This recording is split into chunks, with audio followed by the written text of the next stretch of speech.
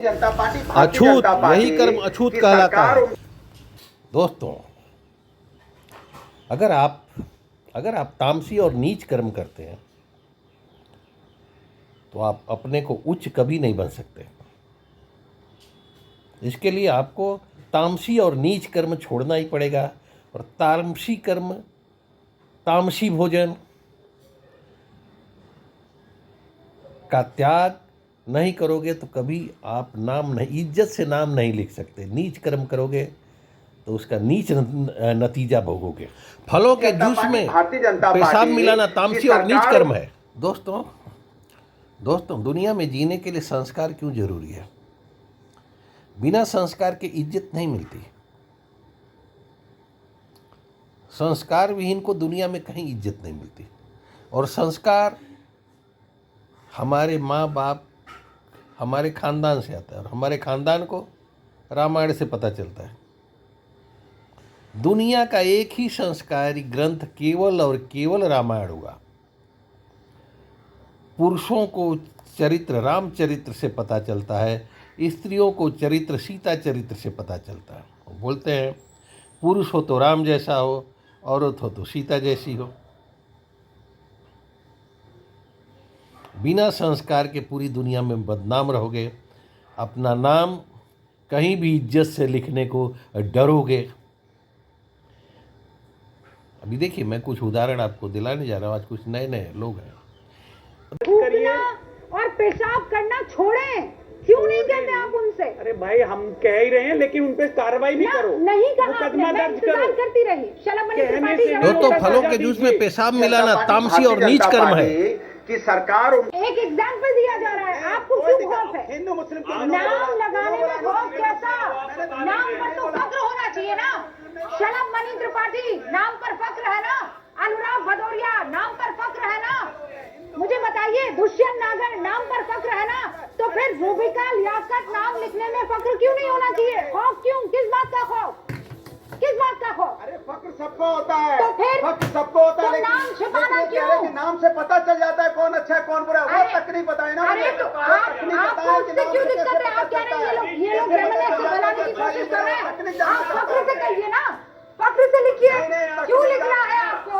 आपको क्यों लिख रहा है किसी और का नाम? सभी फक्र से लिखते हैं, लेकिन बीजेपी की दोस्तों, जूस में पेशाब मिलाना तामसी और नीच कर्म है। ऐसा नीच कर्म कर करके आपका नाम कभी नहीं होगा। नमस्कार दोस्तों, मैं KMJ राय एजुकेशनल ट्रस्ट की तरफ से कृष्ण मुरारी राय, योग गुरु, आप लोगों के सामने आज अस्पृश्यता यानी अछूत के ऊपर आज फिर से कुछ स्पष्टीकरण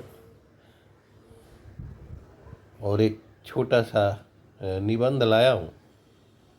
आप लोगों के आग्रह पर कई दिन से लोगों का फ़ोन मैसेज आ रहा था, सर ज़रा ये बताइए कि आपने जो पिछली बार अछूत पर बताया था कि मेन अंतर शाकाहारी और मांसाहारी का होता है, वो तो ठीक है, उसको थोड़ा और स्पष्ट करिए। थोड़ा डिटेल में जानकारी चाहिए। तो डिटेल जानकारी के लिए आज दोस्तों मैं आप लोगों को अच्छी तरह से बताऊंगा, डिटेल में बताऊंगा। डिटेल में ये देखिए,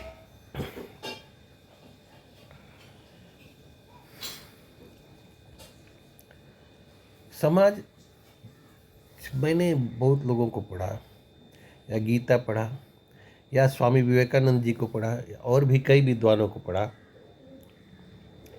दुनिया में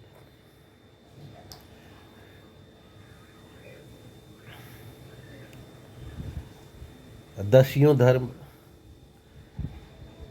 सैकड़ों पंथ और हजारों जातियां और लाखों वर्ग हैं।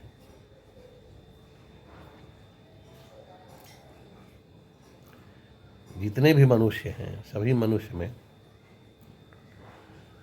अपने को ऊंचा दिखाने का ललक नेचुरल रूप से होती है, मैं बड़ा हूं करने का। लेकिन जहाँ तक मैंने सभी विद्वानों को देखा, उसमें मूल रूप से 3 जगह मिली है। तीन कैटेगरी किया गया है। चाहे गीता हो, चाहे स्वामी विवेकानंद भी हों, चाहे और भी कई विद्वान हों, लेकिन 3 कैटेगरी सबने माना है। मनुष्य 3 रूपों में विभाजित है, तामसी, सतोगुणी, रजोगुणी। तो 3 कैटेगरी, मतलब तामसी, रजोगुणी और सतोगुणी। तो तामसी व्यक्ति के गुण अलग हो जाते हैं, रजोगुणी के थोड़ा अलग हो जाते हैं और सतोगुणी के और अलग हो जाते हैं। और तीनों का विवेचन भी खान पान और कर्म के आधार पर माना गया है। अब आप बोलेंगे तामसी व्यक्ति सर कौन होता है? तो तामसी व्यक्ति वह है जिसका खान पान बासी खाना खाता हो, मांसाहारी खाना खाता हो, दारू, सिगरेट, शराब, तंबाकू, यानी जो जिसे समाज नहीं पसंद करता वो खाना खाता हो और उसको बड़े पसंद से खाता हो, बासी खाना या मांसाहार, उसको बड़ी चाव से खाता हो गंदे खाने को, वह व्यक्ति तामसी कहलाता है। ठीक वैसे ही जिस काम को आम समाज नहीं करना चाहता, उस काम को जो व्यक्ति खुशी खुशी पसंद से करता वो तामसी व्यक्ति कहलाता है। जैसे चोरी, डकैती, बदमाशी, किसी को सताना, किसी को तकलीफ देना, किसी को गुस्सा करके मारना। ये क्रोध भी तामस में आता है, क्रोध भी तामसी गुण है। किसी को कुर्बानी के नाम पर काट देना, हिंसा करना, जीव हत्या, ये तामसी कर्म में आता है। मांसाहारी खाना और जीव हत्या ये तामसी कर्म में आता है। अब आता है रजोगुणी। तो राजसी कर्म में वो गंदा खाना, दारू यानी, और एकदम ऐसा घटिया या किसी को सताने का तो कर्म नहीं करता, इससे थोड़ा सा ऊपर होता है।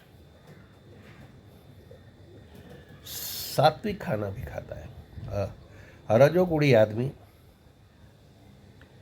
आप उदाहरण के लिए आसानी से समझने के लिए राजसी व्यवहार जैसा समझ सकते हैं।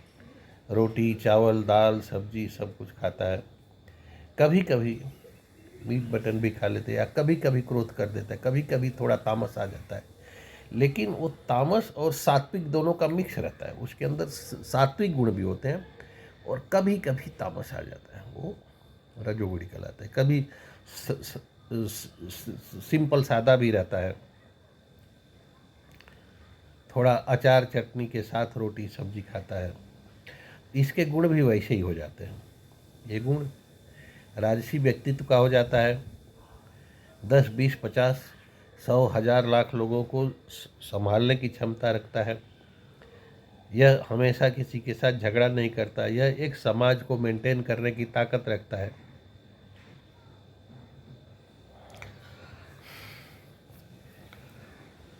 यह महत्वाकांक्षी भी होता है। देखिए, महत्वाकांक्षी तो तामसी भी होता है, जो मीट मटन खाता है, दारू वारू पीता है, लेकिन वो तामसी अति महत्वाकांक्षी होता है। जबकि राक्षसी व्यक्ति जो मोस्टली ज़्यादातर सादा खाना खाता है, कभी कभी तामसी खाया अलग बात है, समाज मेंटेन करता है, ये तामसी की तरह अति महत्वाकांक्षी तो नहीं होता, लेकिन राजसी की तरह महत्वाकांक्षी होता है। समथिंग के लिए कुछ करता है। जबकि तामसी व्यक्ति अपने अति महत्वाकांक्षा में किसी की हत्या कर सकता है, बैंक लूट सकता है, राक्षसी कर्म कर सकता है, हिंसक कार्य कर सकता है। अच्छा, अब राजसी भी करता है, लेकिन राजसी की महत्वाकांक्षाएं उतनी नहीं होती जितनी तामसी की होती है। तामसी से बहुत ही कम महत्वाकांक्षा है राजसी की होती। राजसी को कुछ तो चाहिए, उसको जीविकोपार्जन के लिए, अपना एक समाज बनाने के लिए, अपना परिवार, 150 लोगों का पेट भरे या 1000-2000 लाख का। जितने ज़्यादा राजसी गुण हो उतना बड़ा राजा होगा। तो तामसी की अपेक्षाएं राजसी की महत्वाकांक्षाएं काफ़ी कम होती हैं। अब आ जाइए ये सात्विक व्यक्तित्व। सात्विक व्यक्तित्व होता है साधु संतों का। इसको सिंपल भाषा में समझ लीजिए, सादा भोजन उच्च विचार, सादा जीवन उच्च विचार। सादा कपड़ा पहनते हैं, अच्छी बड़ी बातें करते हैं, अच्छे विचार रखते हैं। उसमें सात्विक व्यक्तियों में साधु संत, अच्छे शिक्षक, उपदेशक, विद्वान लोग, हम लोग आ जाते हैं सात्विक में, जो कि मांसाहार, दारू शराब मतलब गलत चीज़ों से जो दूर रहना पसंद करते हैं, दूर रहना पसंद करते हैं। खिचड़ी या रोटी चावल यानी सात्विक भोजन करते हैं। ये महत्वाकांक्षी नहीं होते, या होते भी तो बहुत ही मामूली यानी संतोषी होते हैं। इनको अपना 2 रोटी खाने से मतलब अपना काम हो गया, बस बात हो गई। ये सात्विक व्यक्ति ये परोपकारी होते हैं, इसलिए ये ज़्यादा अमीर भी नहीं होते, क्योंकि आप अच्छा व्यक्ति अमीर हो ही नहीं सकता। अगर थोड़ा सा पैसा संग्रह करेगा तो किसी न किसी को दे देगा, कहीं खर्चा कर देगा। या वैसे ही सत्य एक हमने अपने एक लेसन में आप लोगों को बताया था, अच्छा व्यक्ति अमीर नहीं हो सकता और अमीर व्यक्ति पूरी तरह अच्छा नहीं हो सकता, क्योंकि वो क्योंकि अच्छा व्यक्ति संग्रह नहीं करता, जो भी रहेगा वो किसी को बांट देगा, परोपकार करता है। और अमीर व्यक्ति बिना संग्रह किए अमीर नहीं होता, कहीं न कहीं संग्रह करता है, किसी को डोनेशन नहीं देके अपने बिजनेस में लगाता है। तो इस तरह से आपने देखा तमोगुणी, रजोगुणी और सतोगुणी 3 तरह के पुरुष। लेकिन अब इनमें जो हमने पाया, समाज दिखने में 3 तरह का है, लेकिन अछूत छूत जो बटा है। अभी देखो बीच वाला जो रजोगुणी है वो तामसी व्यक्ति से भी व्यवहार स्थापित कर लेता है और सात्विक से भी स्थापित कर लेता है। जैसे एक राजा राक्षस से भी दोस्ती कर लेता है और साधु से भी दोस्ती कर लेता है, लेकिन एक साधु राक्षस के साथ नहीं रह पाता। यानी सात्विक व्यक्ति तामसी के साथ नहीं रह सकता। इस तरह से समाज 2 आधार पर सीधे सीधे बटा है। आहार के आधार पर शाकाहार और मांसाहार। शाकाहारी कभी मांसाहारी को पसंद नहीं करता, जबकि मांसाहारी हमेशा शाकाहारी को पसंद करता है। वैसे जैसे एक हिरन कभी शेर को पसंद नहीं करता, लेकिन एक शेर एक हिरन को हमेशा पसंद करता है।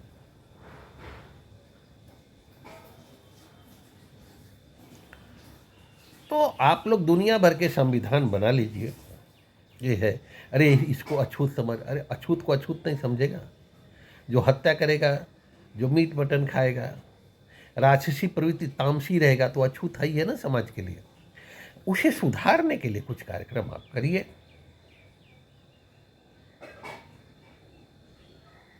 ये समस्या आप कैसा भी कानून बना लो, अब जरा गौर से सोचिए। अगर मेरी बात पसंद आए तो मेरा YouTube चैनल KMJ राय एजुकेशनल ट्रस्ट को लाइक, सब्सक्राइब और शेयर ज़रूर करें। दोस्तों, आप जितना ही लोग लाइक, सब्सक्राइब और शेयर करते हो उतना मुझे अच्छा लगता है, ताकि आप लोगों को मेरी बात पसंद आती है। और मैं ये जो आप लोगों को बताता हूँ, अपनी ज़िंदगी भर मैं बचपन से ही पढ़ना पढ़ाना, चाहे इंजीनियर बना, चाहे नेचुरोपैथी डॉक्टर बना, चाहे टीचर बना, चाहे स्कूल खोला, सब जगह पढ़ना और पढ़ाना 2 ही से मतलब रखा। अब आप लोगों को बोलेंगे कि सर ये 3 स्टेप के अलावा कौन सा स्टेप है? आपने बता तो दिया,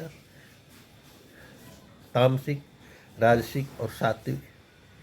इसके बाद चौथा स्टेप जीवन में आ जाता है मोक्ष का, क्योंकि हर आदमी जो भी ये धरती पर आया है, जो भी जीव धरती पर है, सबको एक दिन वहाँ जाना है भगवान को। तो जो सात्विक रहता है उसको योग ध्यान लगाने में आसानी हो जाती है, क्योंकि वो महत्वाकांक्षी नहीं होता, वह संतोषी होता है। और संतोषी बनने के लिए आपको, अगर आपको एक तामसिक व्यक्ति हो और आपको सात्विक बनना है, तो आपको अपना आहार परिवर्तित करते हुए ही आना पड़ेगा। वो सबसे आसान वही रहता है। आप अपने, जो मैंने बताया, तामसिक भोजन छोड़ के पहले राजसिक अपनाइए, 3, 4, 6 महीने लगेंगे। फिर अगले 6 महीने में राजसिक भोजन भी छोड़ करके सात्विक भोजन अपनाइए। फिर आपके विचार बदलने लगेंगे, आप एक सात्विक और अच्छे आदमी हो जाएंगे। फिर आपका ध्यान भगवान, आप जिस भी देवी देवता को मानते हो, हिंदुओं में 36 करोड़ है, हिंदुओं में तो सारे देवताओं को हर चीज़ में कहीं भी ध्यान लगाना हो, या मुस्लिम, क्रिश्चियन, सिख, ईसाई जो भी हो, कहीं भी आप ध्यान लगा करके मोक्ष को प्राप्त हो सकते हो। रही बात, कई विद्वानों को ये भी देखा और मुझे भी सही लगा, जो प्रेम है, प्रेम से भी मोक्ष को पाया जा सकता है। भले आपके पास ज्ञान न हो, लेकिन प्रेम के लिए भी आपको सात्विक तो बनना पड़ता है। ज्ञान भले ना हो, लेकिन सात्विक बनना पड़ता है। इसके साथ ही आप लोगों से मैं एक चीज़ और, एक मित्र ने पूछा, थोड़ा स्पष्ट करिए सर, लादेन और कलाम साहब में। तो यही है, देखो, लादेन भी इंजीनियर थे, अब्दुल कलाम साहब भी इंजीनियर थे, लेकिन एक असंस्कारिक होने के नाते लादेन भी विद्वान था और कलाम साहब भी विद्वान थे। लेकिन ओसामा बिन लादेन ने अपनी विद्वता का उपयोग संस्कारहीन होने के नाते हत्याओं में किया, हजारों लाखों हत्याएं करवाई, केवल कट्टरपंथी इस्लाम अपनाया। जबकि कलाम साहब भी थे, अब्दुल कलाम ने गीता, कुरान सबको सजाया, एक अच्छे वैज्ञानिक बने और भारतीय समाज के लिए, भारतीय वैज्ञानिक जगत में बहुत कुछ योगदान देकर गए। तो कहने का मतलब, आप अगर आपके पास संस्कार नहीं है, और संस्कार तो भारतीय संस्कार ही है, पूरी दुनिया भारत का रामायण से ही संस्कार सीखी, रामायण से ही पहला संविधान अमेरिका ने बनाया। मूल राम राज्य रामायण ही संस्कार सिखाता है। हमारे माँ बाप भी रामायण से ही सीख करके, हमारे माँ बाप हमको संस्कार सिखाते हैं। हमारे माँ बाप भी किसी के घर से नहीं लेके आते। संस्कार बोलते हैं, रामायण काल से पहले संस्कार इतना उज्जवल नहीं था जितना भगवान राम के बाद संस्कार में विकास हुआ। संस्कार सनातन धर्म में भगवान राम के पहले भी थे, सब लोग संस्कारिक थे, लेकिन भगवान राम ने जो संस्कार सिखाया, अचानक संस्कार में कई गुना विकास करके सिखाया। इसके लिए भगवान राम को मर्यादा पुरुषोत्तम कहा गया। मैं आशा करता हूँ आज आपकी चर्चा हमारी आपको अच्छी लगी होगी। अच्छी लगी तो मेरा YouTube चैनल लाइक, सब्सक्राइब और अपने दोस्तों को शेयर ज़रूर करें। सबको सब्सक्राइब करने को बोलें। धन्यवाद, नमस्कार।